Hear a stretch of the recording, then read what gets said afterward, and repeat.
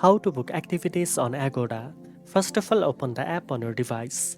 At the top of the app, tap on the Things to Do section. Here you can explore a wide range of tours, experiences, attractions, and activities available at your chosen destination.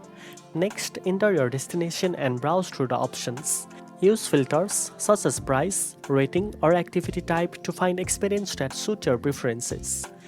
Tap on an activity to view detailed information, including the description, photos, reviews, and cancellation policy.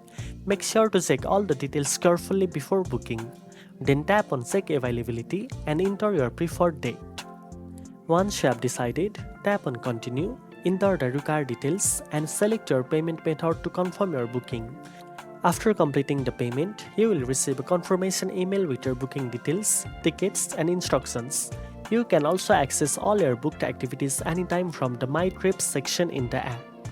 Now you know how to book activities on Agoda. If you found this video helpful, don't forget to like, share, and subscribe for more booking tips.